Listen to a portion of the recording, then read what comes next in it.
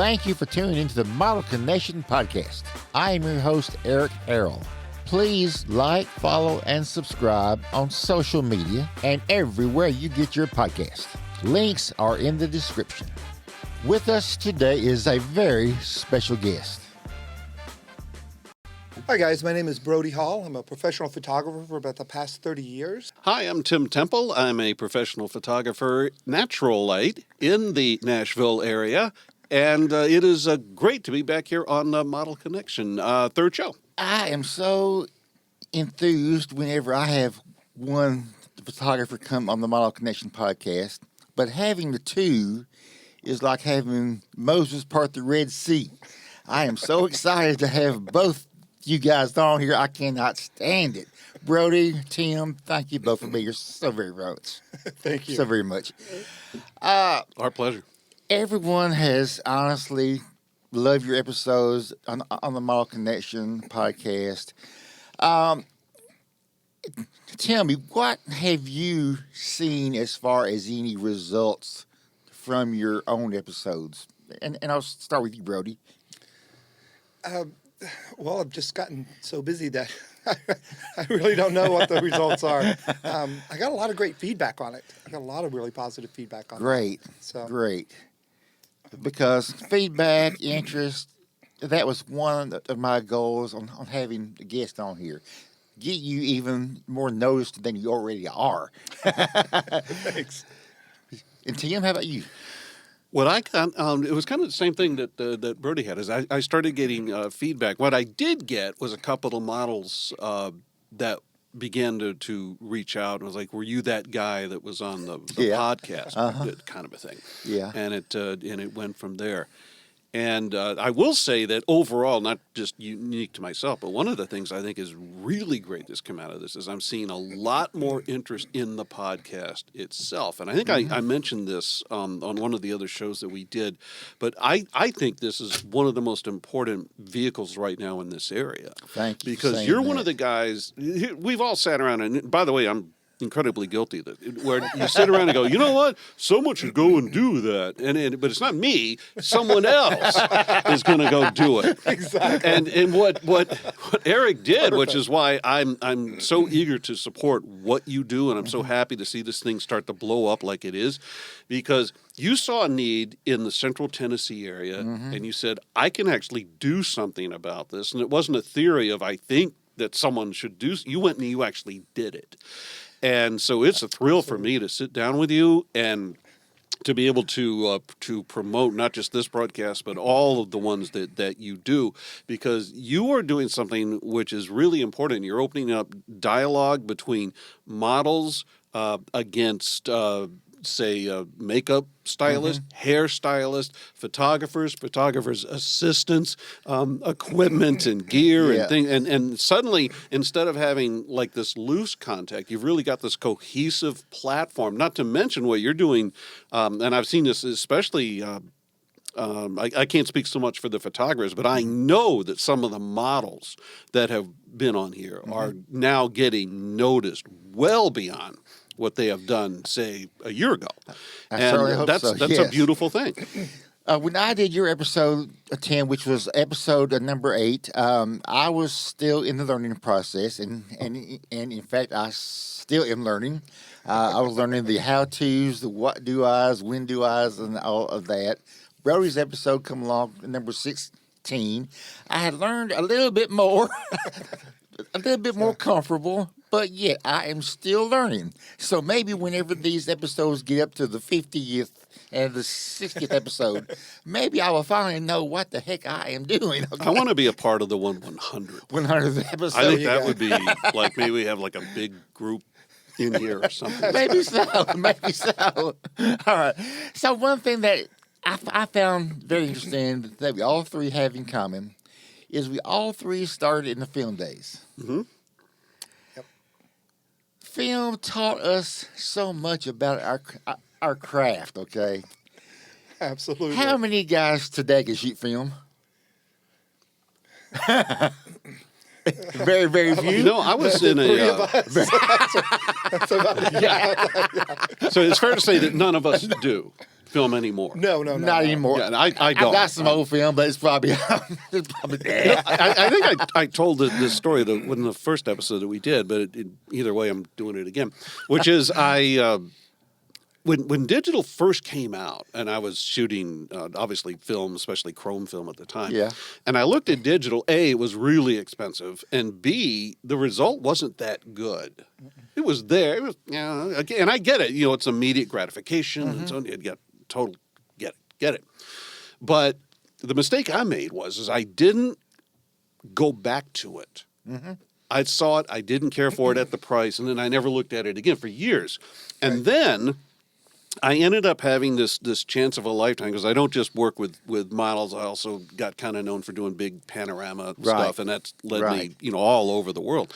And I had this opportunity to shoot in Antarctica.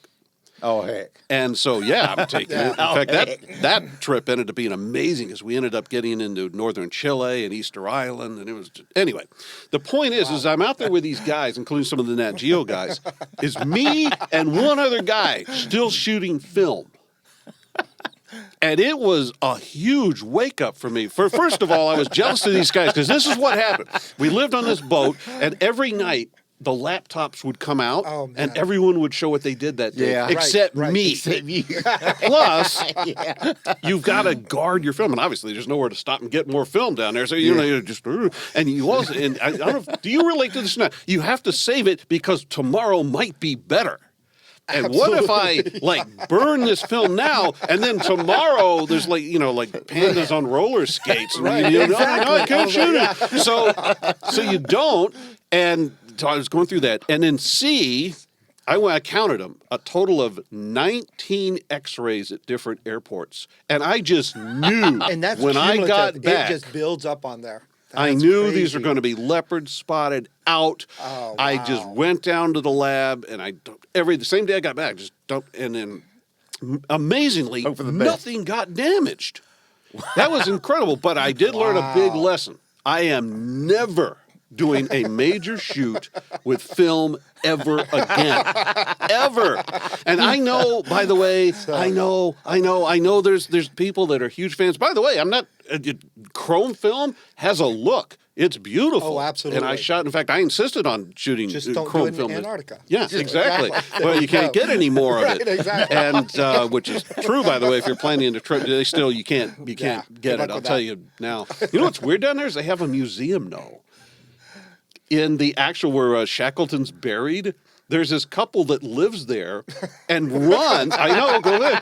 They have a very good museum in case somebody happens by. Yeah, right. That is awesome. So that was strange. So that's how I learned to get off of film and get into digital. If you love film, I hope they keep making it for you. Good luck. It's just, but digital. In fact, Find a maybe camera, this they'll is, shoot it now. this is maybe a kind of a jumping off point, because I personally have found that not only is it the immediate feedback you get with digital, but I think creatively it has opened us up. Like you and I were talking before the show, like when I do light compression, or if I'm doing, or what you do, anything where we're getting into creativity, like to do a light compression, that takes hundreds and hundreds of frames. My point is to try that on film. You're looking at hundreds, if not thousands of dollars before you know if it works. Exactly. And I'm not prepared to do that. And that's, I'm not to mention I don't like scanners and anyhow. So now with digital, you drop it in. Is that similar to what you guys do, or do you have a different kind of work path creatively? I just finished doing that. Go ahead, Brody. I just went through all of my negatives and scanned them all in. Holy cow, that just took forever, but it had to be done. I had to get rid of all my negatives. I'm like, this is crazy. I've been moving, and it's like I've got boxes and boxes of negatives. And I thought about sending them off to a service and using their drum scanners, but it was just even at the mass discount, it just wasn't. It's cost prohibitive. It was easier. It was cheaper to buy $1,000 scanner than sending all those negatives. Plus, I've had a situation where a lab destroyed some of my work. Oh yeah, in the course of doing that, absolutely. And they, we're not going to compensate you other than, would you like some film?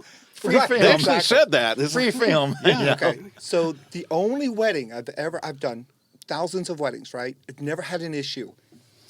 During film, I sent my negatives off. Now, you have to understand that a dip dunk tank, right? Okay. Runs film through different chemicals. Yes. And it goes, up and down. Yes. And it has to go through at a certain amount of time, right? So if the machine shuts down for some reason, there are handles you pull out underneath the machine, plug them in, and you literally can crank the film through. That protects the film. Okay. It's brilliant. Okay. Ritz Camera, Alpha Labs, they all do the same thing. The employees that were running it when the machine shut down obviously didn't know about those handles. Okay. And I lost a wedding on that. And I'm like, and it was a beautiful bride. Beautiful. It was a gorgeous wedding. And I have to go back to her and like, here's your money back. This is what happened. I was going to ask, how do you handle that situation? That was my exact question as well. And That's then one- what happened? That's one Right, reason exactly. why I do not like doing weddings, because they're such a one-time deal. You cannot go back and do your vows a second time. I've never had an issue except for that one time, and but I actually have it in my contract that if the lab screws up, this is on the labs. Yeah.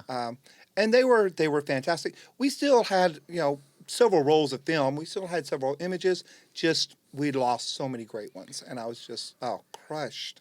But they were more than understanding, and this was again back in film days. Yeah. It was a different era. People were a little bit more forgiving. Oh, yeah. So they understood, and they what images they got, I had refunded them everything. So, but it was just heartbreaking for me because the images were so beautiful. It was such a gorgeous wedding. And everybody wants their wedding day images, their special day. And you cannot produce them. It's like, oh, holy crap, what do I do now? What do I tell them? My name is going to be mud after this, I know. So guys, now listen. Okay, again, all three of us started in the film days. That was a little over years ago. What keeps us motivated to continue doing what we're doing? Do we love it that much, or are we just broke? Well, I think from the broke aspect, it's one of the things that we maybe we can talk about this too, is the money pit. I mean, Yes. if you want to go, I'm two things in right. You see where I'm going with this? I'm two things in Nashville, both the money pits. One is I'm a professional photographer, and I'm also an audio mixing engineer, and both of those have an endless shopping list. There's always going to be a new toy, or there's a new filter, or there's a new whatever. That sooner or later there's going to be one of those magic things. You just have to have it. So I personally, I mean, do we get paid? Of course. Money isn't it's a factor, but I don't think it's the driving factor. You get for paid enough? me. Probably not. No, a lot of times probably not. But I think that's where the love and the passion comes in, and I also think that's the creativity. I do it for the art of it, and I love working with other shooters, and I love working with models that will push me to be better. Yep. It's just something that you can, and like I'm telling you something. I Yeah. mean, you can learn in the field, and you can, and experience, I think, is second to none. But you can read all the books, and now you go online and look at YouTube, and what someone says on Facebook that doesn't know what they're talking about, and there's only so much you're going to take away from that. And finally, you got to get out there. But then and again, I'll speak for me on this. I find that I get into a routine where it's A, least to B, is to C, and what I need is for someone to break that up. Yeah. And to force me to do something else. And when I say force, I mean in a great way. Maybe think differently, or have you considered X, or whatever. Right. And maybe it doesn't work for you, but what if it does? What if it just made you suddenly, I never thought of it that way before, and suddenly your work takes a better turn, or it takes a different turn. I'm suddenly thinking of all these topics. I also think you mature in the field a lot better. I mean, and maybe you guys didn't go through this. I went through this as I started to learn. I know I'm talking too much. Go right ahead. The things that I went through my phase where I thought I'd come up with this great technique and whatever. be at X, Y, or Z. And it was like, so I'm not going to tell anyone how I do this. And now I'm completely the opposite of that. Absolutely. Because if someone asks me, how did you do that? I'll tell you. And I'll tell you that there's at least two reasons I'll do it. One is I now am looking forward to sharing. If you can And ask see what me, they if you can do. cared enough to ask me how I did something, I'm going to tell you how I did it. Yep. Because maybe that will help you be better or Improve your different in what you craft. do. Yes, yes. And the other is I just view it now as don't be selfish. And a third part, I think that the artistry, and I'll give you, without ever having, shot shoulder to shoulder with either of you, which I'd like to do, is if we shot the identical scene with the same, in case with the model connections, say model, say the same model, same lighting. In my case, I'll shoot natural. You guys can have your setups and whatever you want to do. We can get into that. But my point is, we're shooting at the same time, and I guarantee you, all three results are going to be unique. Yes. Absolutely. Yes. Which is another reason everyone should be sharing. I'm not saying you go around and be a know-it-all. I'm certainly not. I learn more every day. I think it's one of these magical things where you, every day you learn more about what, I had no idea. I didn't know that kind of a thing. Yeah. But you're going to meet a lot of different artists and to just share. Here's why I think it really spurs the creativity. It's the artistic part of that individual.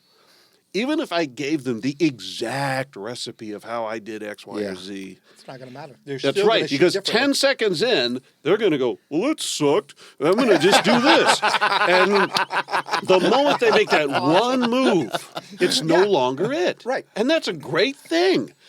It spurs us why I'm so proud of this podcast and what you've been able to do, Eric, is that you're bringing guys together and girls together and minds and creativity, and it's a common platform that elevates all of us. So yeah, I'm into the whole sharing thing. I don't even know what the topic was. Exactly.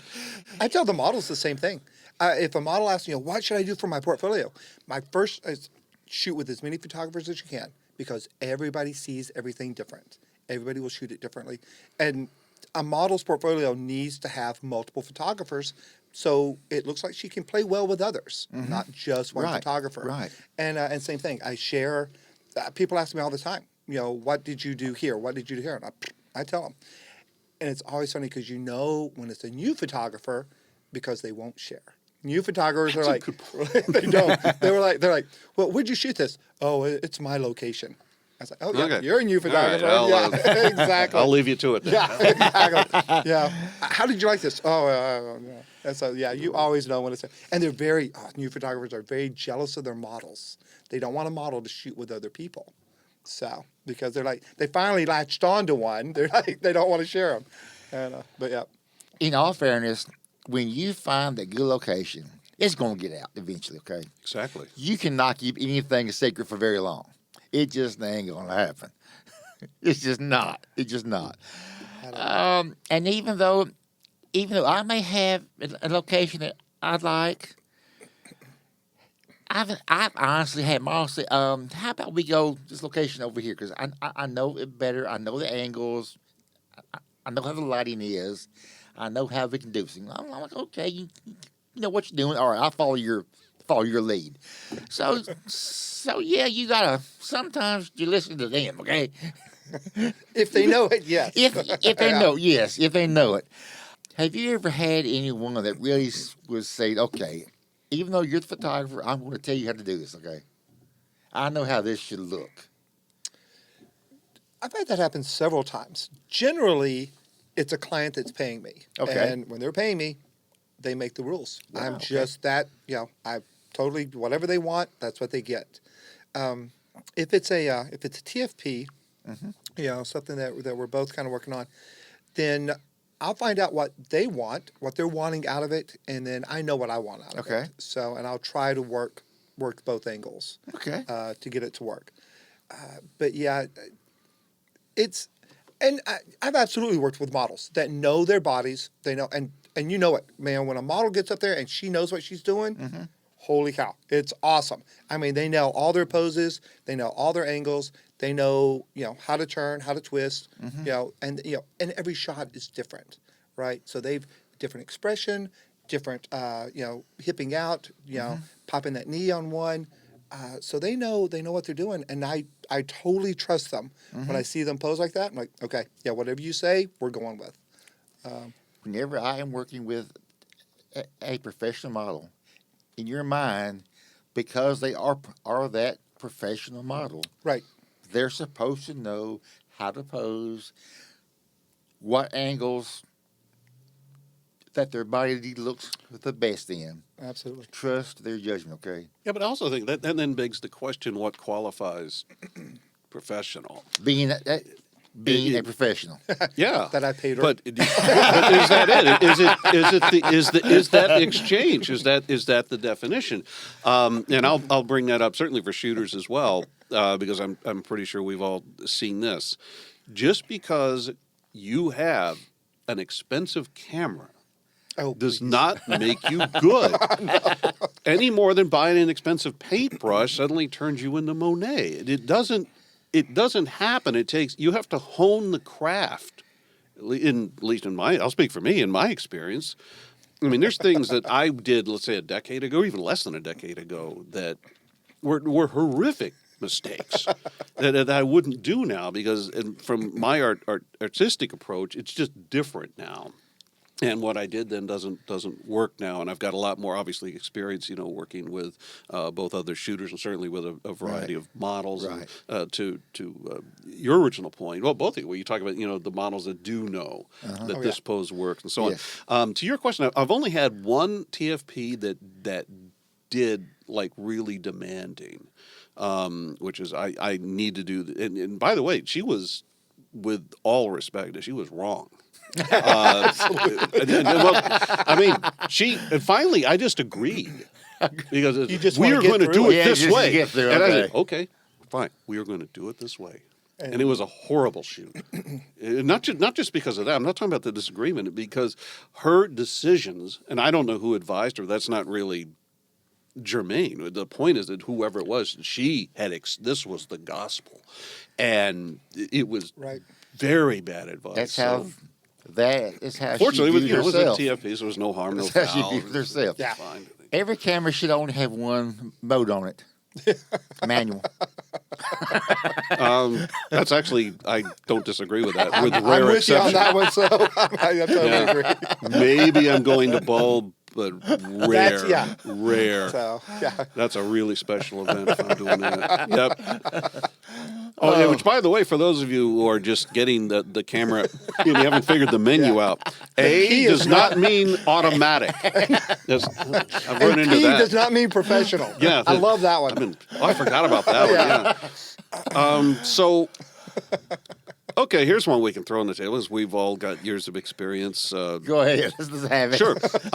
What to someone who? And I'm going to jump with two models first. What advice do you have for man or woman I want to become a model?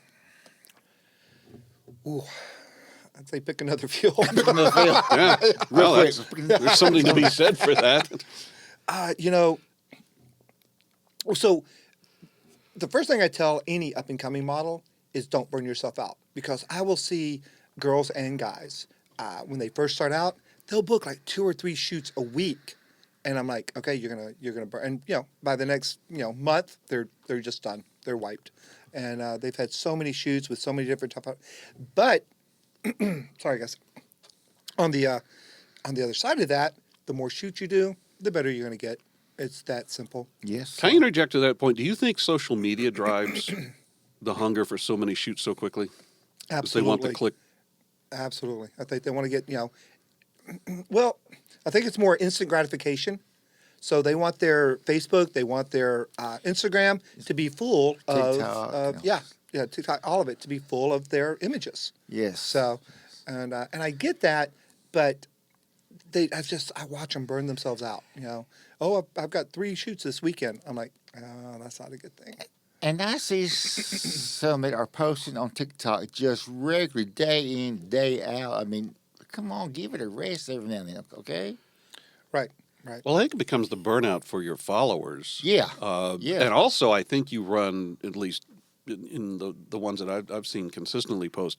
Again, to your point earlier about professionals, you can tell who's got kind of some seasoning because they are very specific about the images that are released, and they're almost invariably from a great shooter. And even if they're doing selfies, they do some edits and they did some cool things. And I think the newbies just tend to like just slam it. And there's all these.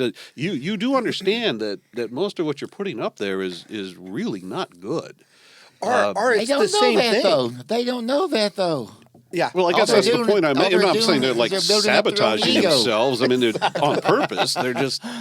And I've seen shooters and models do the same thing. They'll post you on Instagram, hey, I'm going to post these 20 photos that are the exact same thing from the exact same shoot. And I'll, hey, you need to wipe this down to 2 at most. Yeah. So Yeah. That's a great topic because that's something that I've actually had several conversations off screen, off camera about with mostly models, not so much shooters. But I want to talk about edits, not your style of edit. Okay, I had a situation recently where this came up again, so it's kind of fresh. The way I shoot is as in knowing I'm going to go to the edit bay with this is on my shoot, I'm going to bring home as a rule several hundred frames because that's another huge advantage of digital. I don't know why people are. You still see them line up and go, and yeah. it's not 1994. I know it's a digital, and you can take a lot of them, and that's great because to me, I try to find that little magic moment where 1 second earlier or later it wasn't there, but that one it is. Right. But that's not where I'm going in this little rant. My point is that I bring all this, the raw files back. I'm hoping to edit that down to 5 or 6. Absolutely. And I had been telling models, especially ones I had not shot with before, I said, even though we're going to take a lot of these, you need to know that it's just going to, this is going to be top shelf because the way I view it is, if you get much beyond that, you're starting to show second tier. And why are you doing that? One time I had someone ask me to review their portfolio, and it was actually print, which is fine. And then they hand it to me, and they go, the good stuff's in the front. Why? Well, you have bad stuff in there at all. So I can start back. If you want to see some of my mediocre work, come to the back. And no, that's not what. But it's the same with. Here's where I'm going. So I had a recent client, and they were genuinely perplexed. They didn't get like 40 or 50 resulting, if not more, because they just had been told. That's not by me. And it occurred to me in front of that shoot, that's the one time I'd never worked with her before. And it was, I didn't tell her we're going to get like 5 or 6. And if we're lucky, we're going to get maybe 10. And so I guess I assume in her past shoots that her shooter had just said, here's the top 20 of this and the top 40 of that. And that's just not how I shoot. And based on your reaction, I'm guessing you're similar, or do you actually do the excluding weddings, which no, different if we're just talking about models. So I'll do a shoot, and I will go and edit, and I probably kill off at least half on the first run.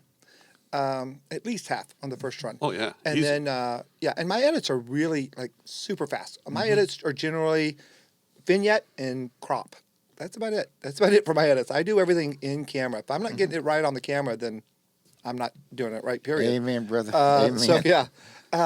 But I will give the model, if it's a good model and she's making different expressions, slightly, different angles, I'll give her most of the images that I keep. And then I'll give her all the images I keep, and then I'll edit my own down. Because what I like, she may not like. What I hate, she may love. And so it's like, these are yours, do what you want. And these are models that I know are going to pick, the best images. And then I will go back and I get it down to 5. 5 is my number for Facebook, and then 3 is my number for Instagram. So I'll go to 5, then I'll go to 3, and then generally 1 for my portfolio. That brings up this question, and I'm like you, Brody. Example, I shoot with a model and I get 4 to 500 images. Okay. Right. I will go through and I will cull the ones that I like. And I may pull out, because I'm so blamed peculiar, I may pull out 20 to 25 that I think are just magazine cover quality, okay? Right.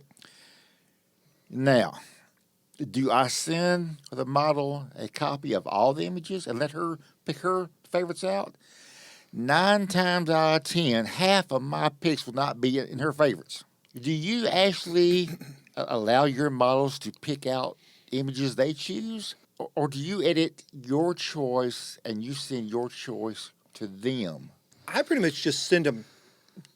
Anything I keep, I give to them. Okay. And that, in my opinion, that is a TFP. Okay. That's, I'm trading, we were sharing the results. And what I think is worth keeping, so getting rid of all the garbage, blinks, blurs, anything, Yes. strobes didn't pop, whatever. Yes. Get rid of all that. They need to get everything that they just worked for, because they just put all that time and effort. They may have bought, wardrobe, they've done makeup, so they get everything as far as I'm concerned. And then I keep everything, but then I will start to edit mine down. And then I will absolutely share what I've edited, or what I pick, and I'll share it with them, but it's on them to do whatever they want to do with theirs. This happens to me. I get into a good vibe where I can take 4 or 5 or 6 great looking shots, just bam, bam, bam, one right after the other. What did we eat for breakfast that morning? What did we do to bring that on? Because all of just in that 5 or 6 shot sequence looks so doggone great. It's because you're shooting digital and you just keep going. Okay. Basically, I like that. Don't move. Okay? Exactly. You know it. You know when the model hits it. You know when the model hits that pose. Yes. You have the right expression, the right angles. You're like, that's it. Don't move. And I'll shoot multiples, because when I go back and edit, I'll take that photo and I'm like, okay, I like this in black and white. I like to really push it, make it edgy. Bring up the shadows on it. Push it, make it really soft. So I'll take that one image and go to town on it and see what I like the best. I've honestly had shoots that, like that. My best shots are sometimes that 4 or 5 or 6 shots right in a row. And I don't understand it. It could be, like you said, it could be just she and I, or he and I click just that quick. We capture the moment right then, and that's it. I'm going to come back to the point that you just made, because I have a question about it. Do you know in the field if it's going to be a grayscale, or if it's going to be an antique, or it's going to be a 50s, or it's going to be a contemporary? Like in the moment, do you sense it? Sometimes I do, especially depending on the set, the shoot that we're doing. I have a Titanic set that we're about to do, so I know I'm going to push most of this over to sepia. But sometimes you're like, wow, no. You look at it and you're like, okay, no, this is a total grayscale, or this is this really needs to be bold and brash and strong. And some of them, okay, this needs to be totally washed out, soft. I did a milk bath with Amy Simpson. Yes. Beautiful, right? And I grayscaled it, and I have her face down here in the milk, and then the whole rest of the image is just white. And it's just like, when I saw that on the screen, I'm like, oh yeah, that's it. That's what we're doing with this. There's just no question about it. So, but now you're talking about click, click, click. Yeah.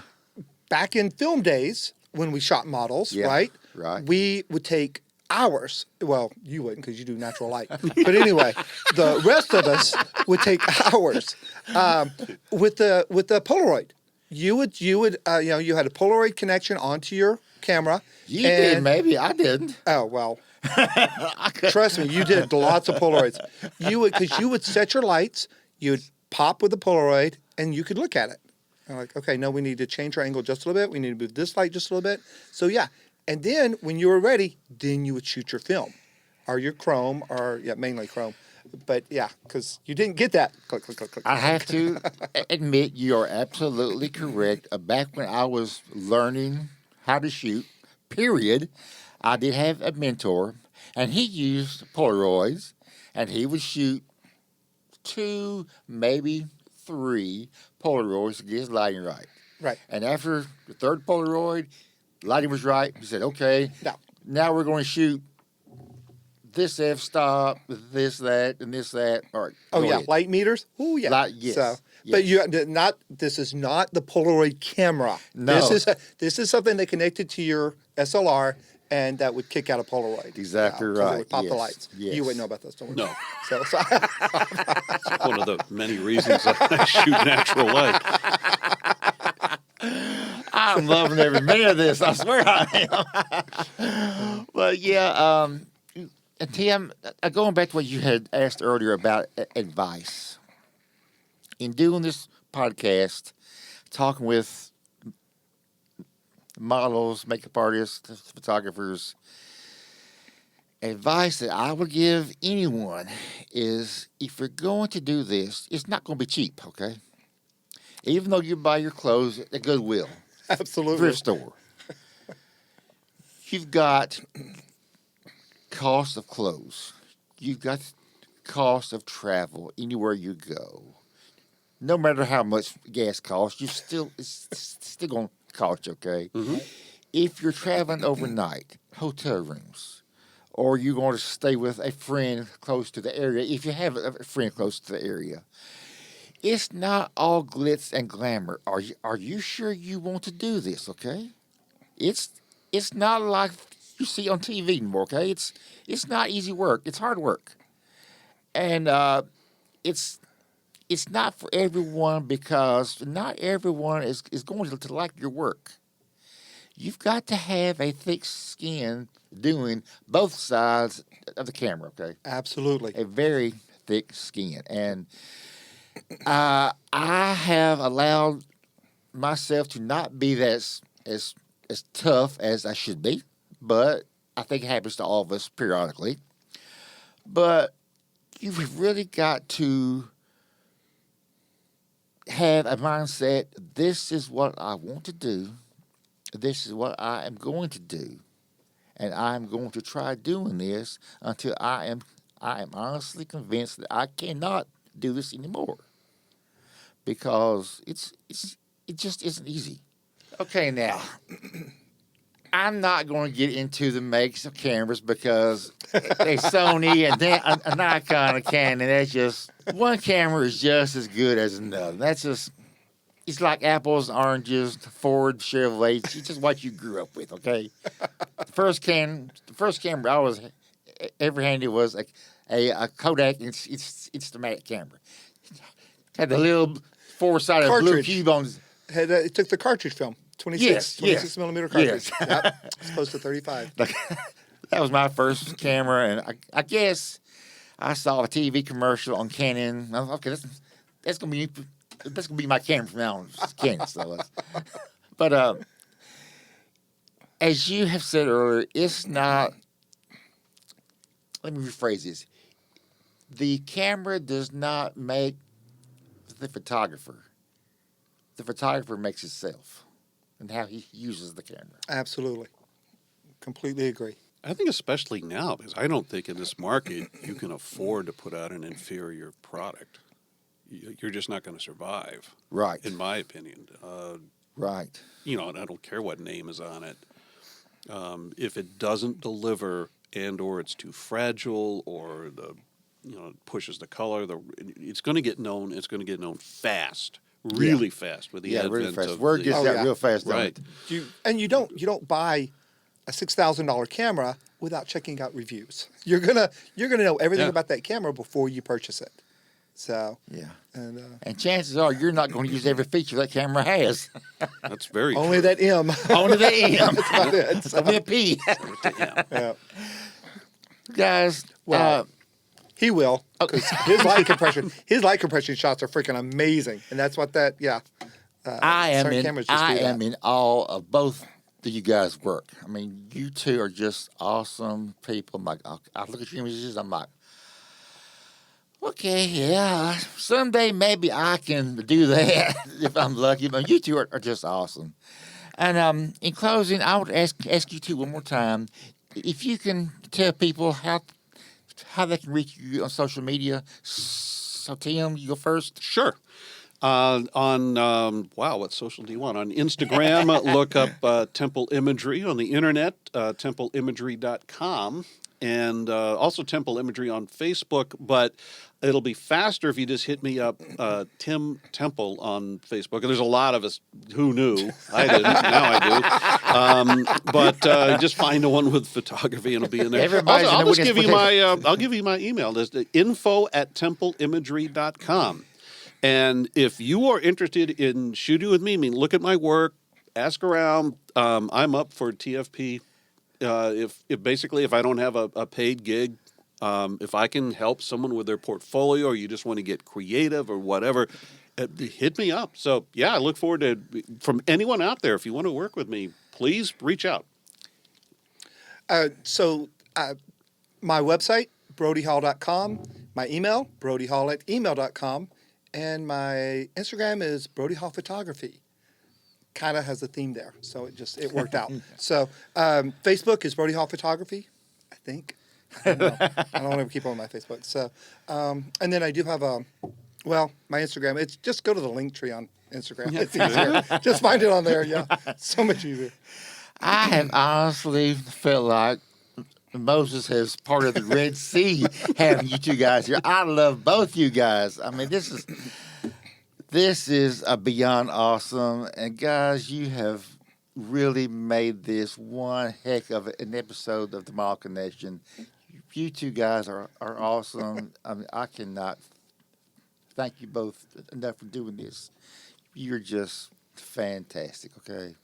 Thank you both for being here, okay? It was awesome. I appreciate you calling me back. So I enjoyed it. Yeah, thanks for the invite, and thank you for what you're doing with this platform. Absolutely. That's incredible. Thank you both, and everyone, thank you for tuning in, watching, listening, and I will see you the next episode of the Model Connection podcast.